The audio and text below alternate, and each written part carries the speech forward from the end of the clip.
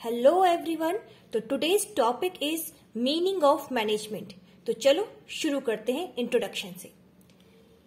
1868 में एक company found हुई जो धीरे धीरे करके ग्रो होती गई। धीरे धीरे शुरुआत किसी एक चीज से हुई थी और फिर आगे चलकर उसने अपनी 29 पब्लिक लिस्टेड कंपनीज बना ली। पहले वो एक थी और अब उसकी 29 से भी ज्यादा लिस्टेड कंपनीज हैं। वो कंपनीज का जो ग्रुप था वो था टाटा ग्रुप। शुरुआत हुई थी जमशेदपुर से, अब वो ओवरऑल वर्ल्ड पर राज कर रही है। क्यों राज कर रही है? Just because of management. चलो, ये तो एक इंडस्ट्री से बात शुरू हुई थी, उसकी बात थी। एक छोटी सी सिक्किम में रहने वाली एक लड़की थी। कौन थी वो? स्मिता राय। उसको आर्ट एंड क्राफ्ट का बहुत इंटरेस्ट था, बट उसके पास फाइनेंस के कुछ इश्यूज थे। तो वो एक पर्सन से मिली, अभिषेक लामा, जिन्होंने उन्हें फाइनेंशियली सपोर्ट करा और आज उसी के नाम पर नामची डिजाइनर कैंडल्स मार्केट में अवेलेबल है, जो बहुत सक्सेसफुल ब्रांड बन चुका है। तो ये क्यों हुआ? Just because of management. चलो, ये तो बहुत बड़ी बड़ी बातें हो गई, बिजनेस की बातें हो गई। हमारे स्कूल का प्रिंसिपल जो भी है वो भी एक मैनेजमेंट को परफॉर्म करता है। स्कूल का मैनेजमेंट देखता है हमारा प्रिंसिपल। तो अगर स्कूल में मैनेजमेंट नहीं होगा तो स्कूल नहीं चल पाएगा। वही बात हॉस्पिटल में अप्लाई होती है। अब ये भी बहुत बड़ी बातें लग रही हैं आपको, तो एक छोटी सी बर्थडे पार्टी के बारे में बात कर लेते हैं। Without management there is no functions, ठीक है ना। अगर हम फंक्शन से मैनेजमेंट नहीं होगा, मिसमैनेजमेंट होगा, तो बर्थडे पार्टी भी स्पॉइल हो जाएगी। तो हर जगह देखने को मिलता है मैनेजमेंट इज एवरीवेयर।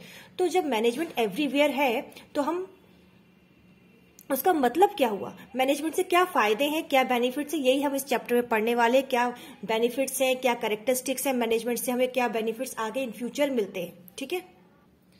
तो टाटा ग्रुप राइज क्यों हुआ? Just because of quality of management. और मैनेजमेंट जो है वो हर क्षेत्र में रिक्वायर्ड है, चाहे वो मैन्युफैक्चरिंग, हैंडलूम्स हो, कंज्यूमर गुड्स को प्रोड्यूस करना हो, बिजनेस करना हो, किसी सैलून में हेयर स्टाइलिंग सर्विसेज प्रोवाइड की जा रही है, वहां भी मैनेजमेंट होता है कि पहले आप आइए, आप पहले आए हैं, उसके बाद आप आएंगे, किसी ने अपॉइंटमेंट लिया तो वो पहले आएगा। तो एक मैनेजमेंट ही है, ठीक है। Successful organisation do not achieve their goals by chance. वो बाय चांस अपना गोल अचीव नहीं करती हैं, वो एक डेलिब्रेट प्रोसेस फॉलो करती है, जिसे कहा जाता है मैनेजमेंट।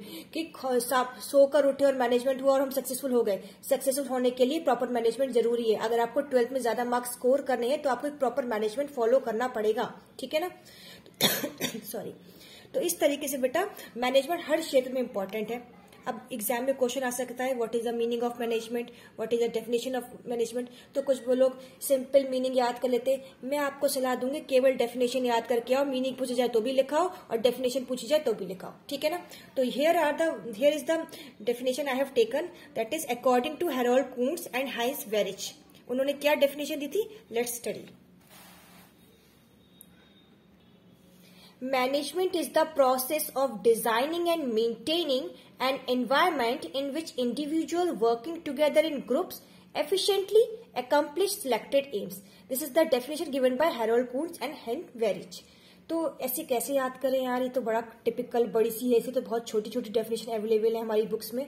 तो बेटा ये एनसीईआरटी में गिवन है, वेरी इंपॉर्टेंट डेफिनेशन, और ये आपको 1 सेकेंड में मैं याद कराती हूँ। Just wait and watch. सबसे पहली लाइन थी हमारी, management is the process. Management क्या है? मैनेजमेंट एक प्रोसेस है, स्टेप बाय स्टेप वाला, ठीक है ना। पहली वाला लाइन याद हो गई।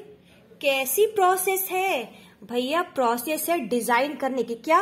कि किस तरीके से जॉब प्रोफाइल होगी वो डिजाइन करो, किस तरीके से लोग परफॉर्म करेंगे वो डिजाइन करो। चलो डिजाइन कर लिया फिर छोड़ दे? नहीं नहीं, डिजाइन करने के बाद वो मेंटेन भी करके रखना है कि जो हमने जिसको इंस्ट्रक्शंस दी हैं, जिसके लिए जो रूल फॉलो हुआ है वो मेंटेन भी होगा। For example, time table design कर दिया क्लास का, लेकिन एक दिन फॉलो किया, अगले दिन फॉलो नहीं किया? नहीं नहीं, हमें हर दिन मेंटेन करके चलना है वो। तो management is the process of designing and maintaining.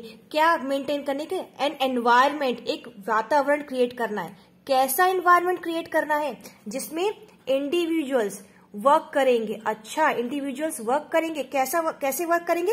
इकट्ठे ग्रुप्स में वर्क करेंगे, in which individuals work together in the groups.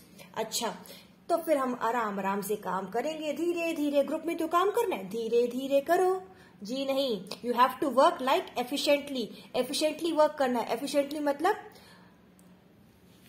Minimum cost पे मैक्सिमम आउटपुट देना है, कम खर्चों पे अच्छा रिजल्ट देना है, कम कम लागत पे अच्छा रिजल्ट देना है, एफिशिएंटली, मतलब कि आपका जो रिजल्ट है बेस्ट है। क्यों करना है ये सब? क्योंकि जो एम सिलेक्ट करे हैं हमारी एंटरप्राइज ने वो एकम्प्लिश किए जा सके। ठीक है, तो अगर आप ये अपने कंटेक्स्ट में याद करना चाहें कि हम कैसे मैनेजमेंट समझना है, तो अपने आप से समझ लो।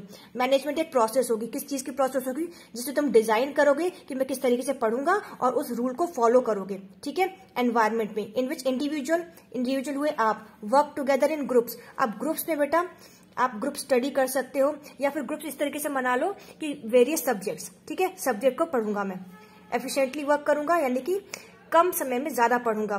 क्यों पढ़ूंगा? ताकि मेरे एम जो है यानी कि 12th में अच्छे मार्क्स में स्कोर कर पाऊं।